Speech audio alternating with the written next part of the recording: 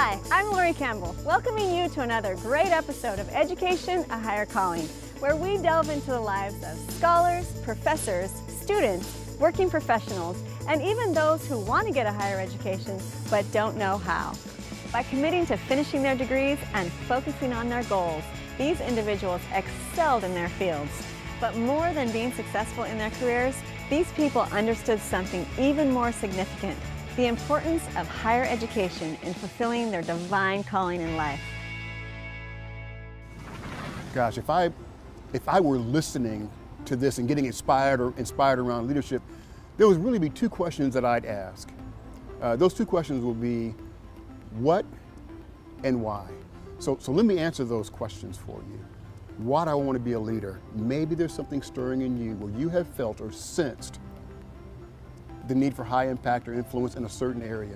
You've seen a void where if you were involved, you can bring some positive change to that, right? You've seen an opportunity that someone hasn't seized.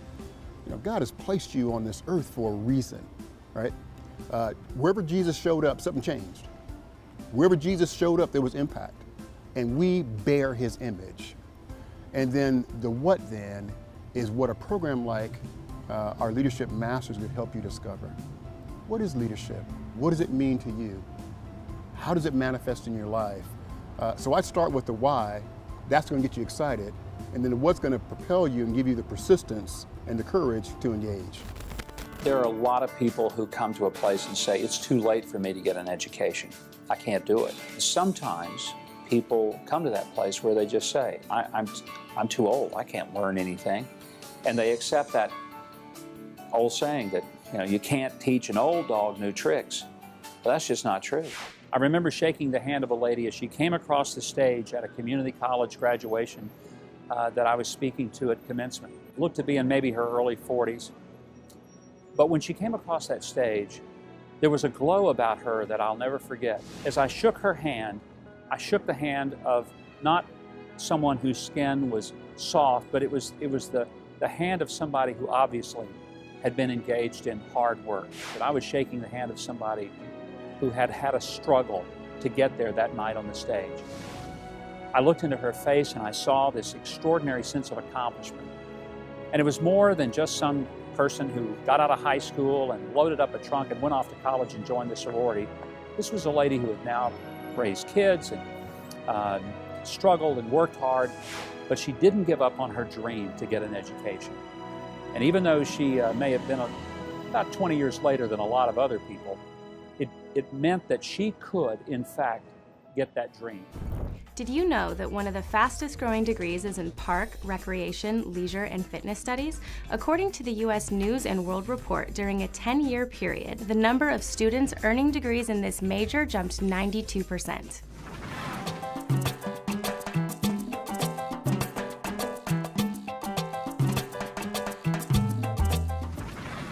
My name is Abo Morgan, and I grew up in South LA, otherwise known as South Central Los Angeles, not too far from here where I work. And I am the second child of two. I have an older sister. She's about 15 years older than me. My mom and dad raised me together in a happy home. I'm a PK, pastor's kid, so grew up with everything Christian, went to a Christian elementary, went to a Christian middle school, went to a Catholic high school, even though it wasn't Christian, but it was close. Education was really important, extremely important, because my father was educated at the college level. He went to seminary. He didn't finish, but he did have some college education. My mom, on the other hand, she only had an 8th grade education. She's from Louisiana, and they had moved here in the 50s. Growing up was pretty tough, even still, because I live in not a horrible neighborhood, but there was surrounding gangs and a lot of violence in the neighborhoods surrounding. A lot of things to get into if I wanted to, a lot of influences, But I had a pretty solid foundation, and I had a lot of my friends, all my friends came from Christian homes too. So we really grew up together. It kept us, I guess, centered, because we were all together for so long. So I didn't really have to wrestle for different, groups to be a part of because I already knew everybody from the jump. So I think that played a major role. Staying together, having similar Christian backgrounds, and being able to support each other through hard times throughout up until high school. I went to Junipero Serra High School. High school was a challenging situation, it's more temptations, I guess, more people involved. We are used to being in a small school environment. This was small by, public high school standards, but bigger for us because we hadn't had so many kids in one place at a time. We had a community, and the community was centered around Christian values and Christian teachings, and so it impacted us all. We all, to this day, we all read the scriptures, we all pray together, we all have that same reference point, and we encourage each other in the faith. I could have been a better student, I say that. Academically, I wasn't a strong student. I passed, I did pretty well, considering the fact that I had many distractions. I think I had about a 3.0 or 3.2. I'm pretty sure I could have done way better, but I just didn't care as much. Well, my cousin and I we went on some trips. The Masters College was recruiting us like for basketball and trying to get us out there to at least see the campus and see. My cousin was working there at the time, and he was a recruiter, so he brought us out. We met some basketball players. So that kind of helped us to think about college, but I think we were already thinking about it anyway because our parents wanted us to be in college. They wanted us to go to college. They had prepped us for college. They felt like they put us in the right schools. So we were already going in that direction. So the bug was already planted early on, and I think that once we hit high school, it was just like, now we have to do it. Where are we going to go?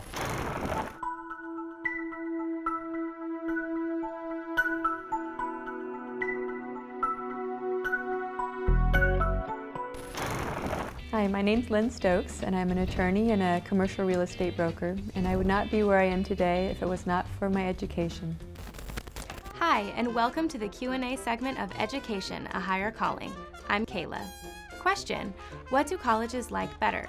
Your choices are A, get an A grade in a regular course, B, get a B in an AP course, C, get a D in all courses except for English.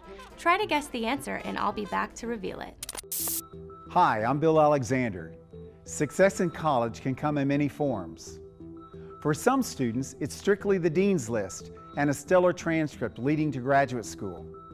For other students, college success might mean just as much what happens outside the classroom as inside. Here is some good advice for how to approach your college experience.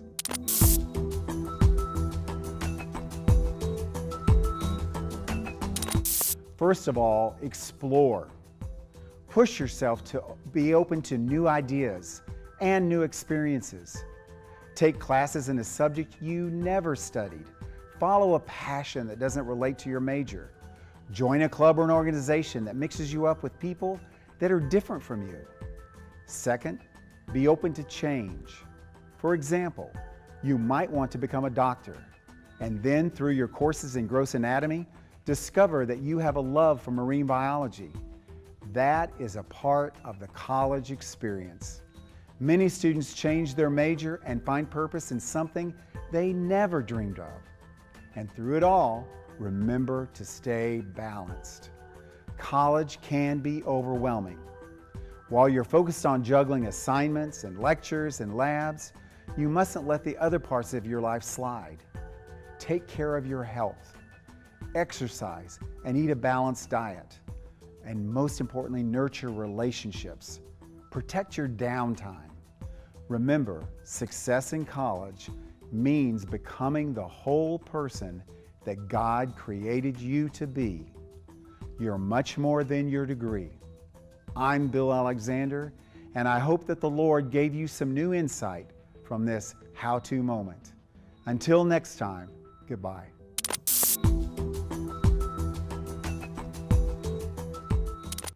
Welcome back to the Q&A. The question was, what do colleges like better? Your choices were A, get an A grade in a regular course, B, get a B in an AP course, or C, Get a D in all courses except for English. And the correct answer is, of course, A. Get an A grade in a regular course. While an A in an AP course is important, grade point average remains more important for college admissions. So, you're thinking of continuing your education? Post-secondary teachers' salaries can vary greatly. For example, the U.S. Bureau of Labor Statistics found that in 2011, the average salary for law teachers was $108,760, while that of education teachers was $65,050.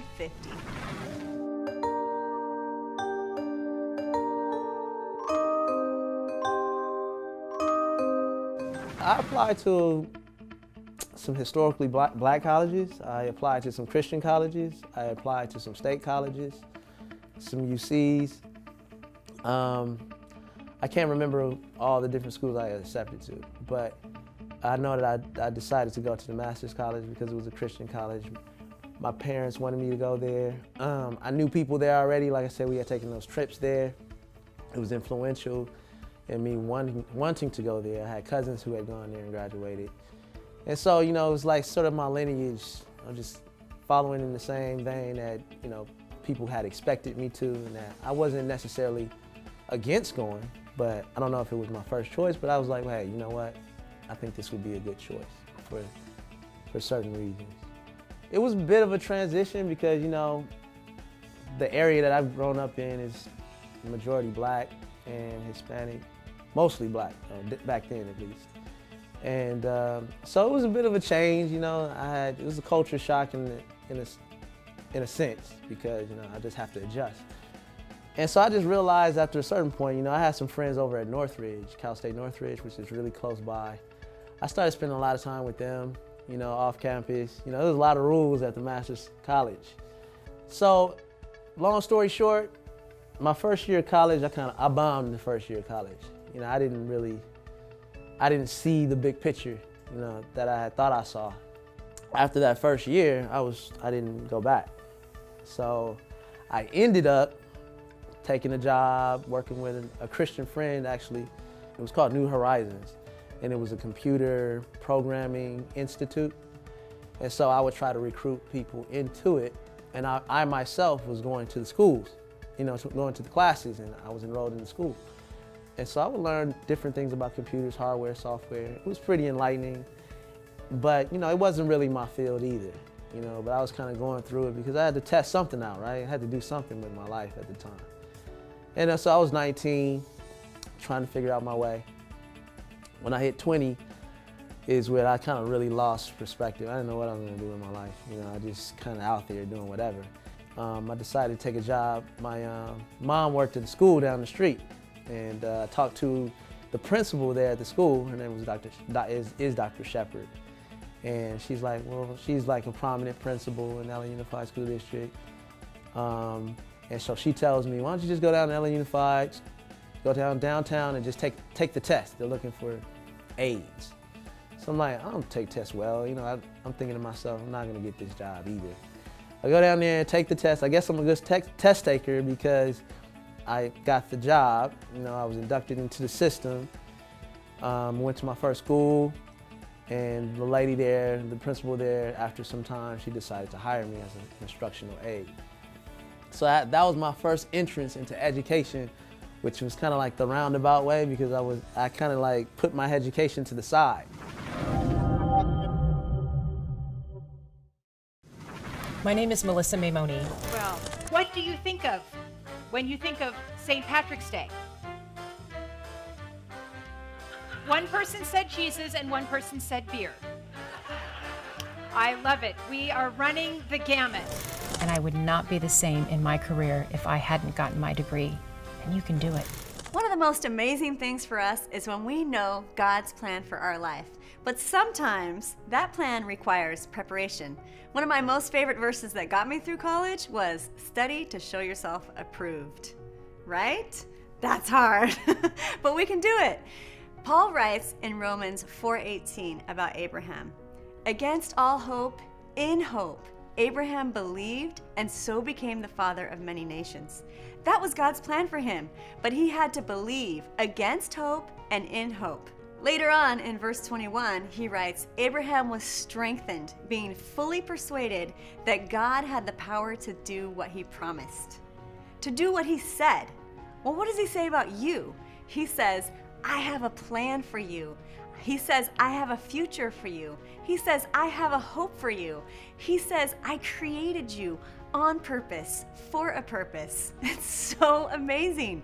And that purpose probably involves some studying, some prep time, some getting ready, some higher education. When I was a brand new Christian, I felt like God wanted me to do something. And I was so gung-ho and fired up, and I just wanted to run out and do it. But I wasn't equipped to do it. I don't even remember what it was, but I didn't feel like I had what it took. And I was talking to my brother, and this was over 20 years ago, but something he said has stuck with me through so many different challenges.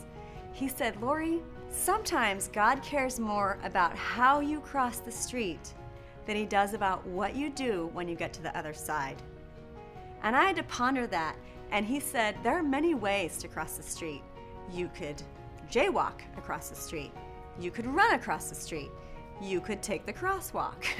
You could wait for the sign that says to walk. You could see someone else trying to cross the street, maybe carrying some things, and you could help them. There's so many different things that we can learn when we're moving to the other side that are just as equally important, if not more important, in equipping who we are than what happens when we get to the other side. So I challenge you to study to show yourself approved. If you know God's plan for your life, that's amazing. That's an incredible gift. But you need to prepare yourself to get there. Don't just jump across the street. Don't run across the street and jaywalk and get yourself hit. Take your time, do the steps that it takes to get to your higher calling. Go to college. Experience all those amazing things that God has for you while He's preparing your way to His plan. A Pew Research report found that majorities of graduates in all three of the largest U.S. generations, Boomers, Generation Xers, and Millennials, agree that college was worth it because it is either paid off or will pay off in the future.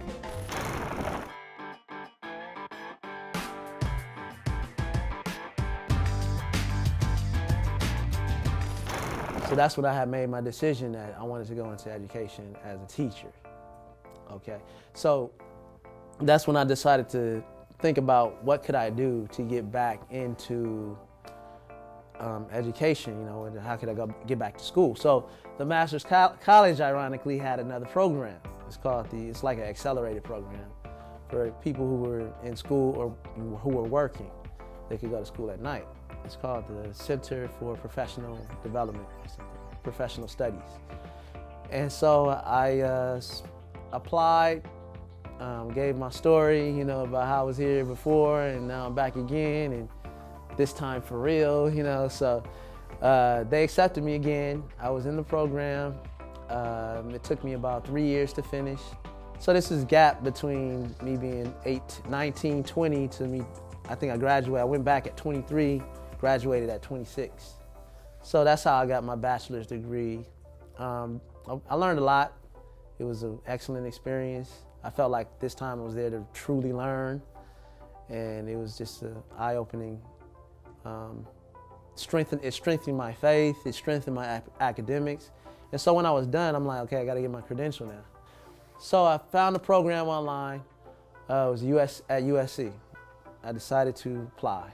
Once I applied, USC accepted me. I think my personal letter was able to persuade them to accept me into the program. It was the same curriculum as, you know, if you were going to the brick and mortar school.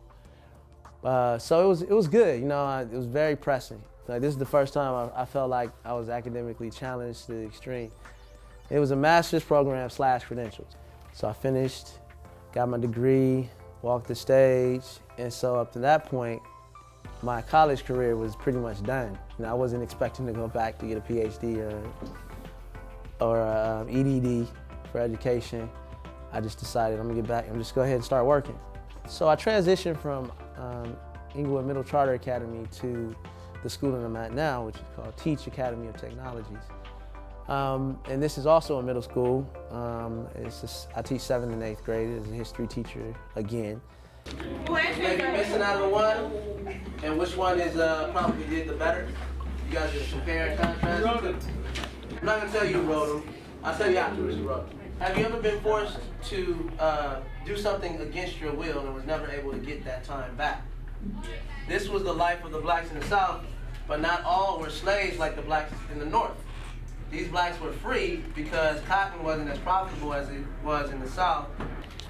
After this, emancipation said that the blacks were free. I think what brought me here is that I had a desire to be in the inner city, working with the kids who were in the same environment that I had grown up in, and try to make a difference, you know. Try to persuade them that there's a different way. Education is an important part of your life. Learning is a big part of your history. And even though it may not be talked about a lot, we're going to talk about it a lot here so that you can understand that it's not just for others, it's for you as well. Oh yeah, I love what I do. I love what I do. I love the kids. I love this particular administration and how they help guide us and not necessarily micromanage us. Ebo is an amazing teacher. He actually started with us 3 years ago. He was a PE sub, and at that time he was completing his master's at USC. And then later on, he reapplied after working for another charter school for a year where he was unhappy with some leadership changes that happened and came on.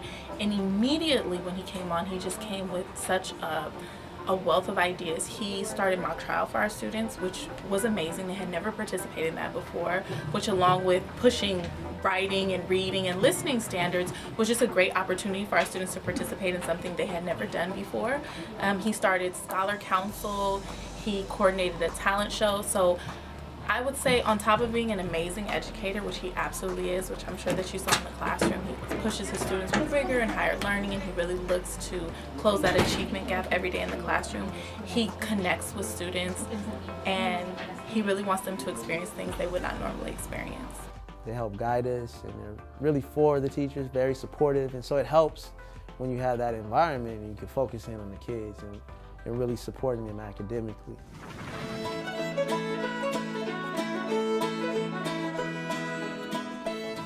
I'm Dr. Paul Kack. I'm the Executive Director of the Office of Faith Integration at Azusa Pacific University. So if you want to go ahead and look back at the Mark 6 story, think through your own experience in these kinds of things, and it might be that you have thoughts based on what didn't happen in an experience you had or even an experience you led that you think could have been included, okay? I know that I wouldn't be where I am today if it weren't for the great education that I received. Christopher Lucas writes in his book American Higher Education that because a group of Harvard alumni were alarmed at their alma mater's decline in Puritan orthodoxy, they founded the Yale University in 1701. I'm standing in the ancient city of Capernaum. It's a city that you probably know from reading the New Testament, a city that was the home of Simon Peter. These are the ruins that have been here for 2,000 years, since the time of Jesus. He would have come here to visit Peter, as you know the story. But there's another part that I want you to see. When you read the New Testament, sometimes you read it and something doesn't quite make sense because you can't put the historical or just day-to-day context of it all together. Here's a great example of how coming to Israel helps you see the New Testament rather than just hear it.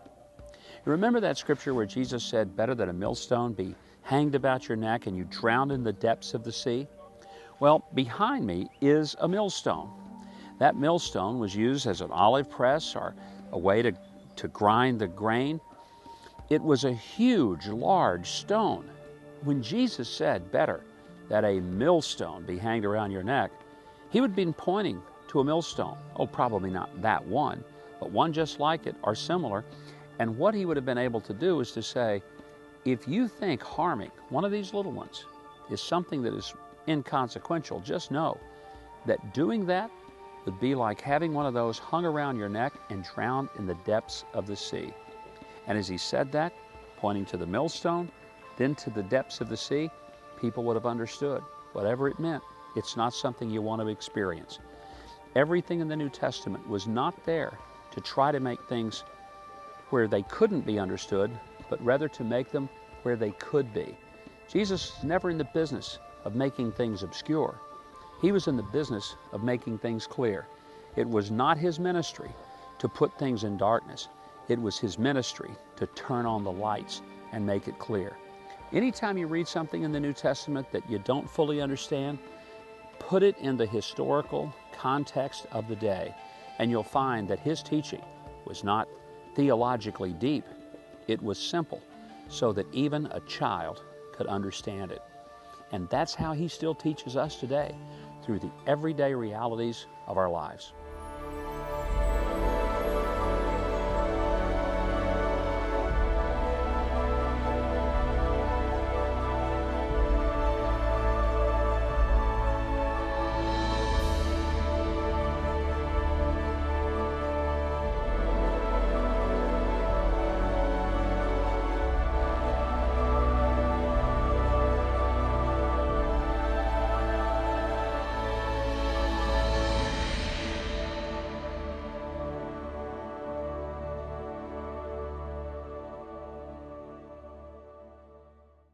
We've heard some really inspiring stories of how people change their lives through education. By committing to finishing their degrees and focusing on their goals, these individuals excelled in their fields. But more than being successful in their careers, these people understood something even more significant: the importance of higher education in fulfilling their divine calling in life. That's something that has an eternal impact. I hope you enjoyed another look at how education truly is a higher calling. Hello, my name is Abo Morgan, and I am social studies instructor here at Teach Academy of Technologies. I want to thank you for supporting TBN and for watching Education, a Higher Calling.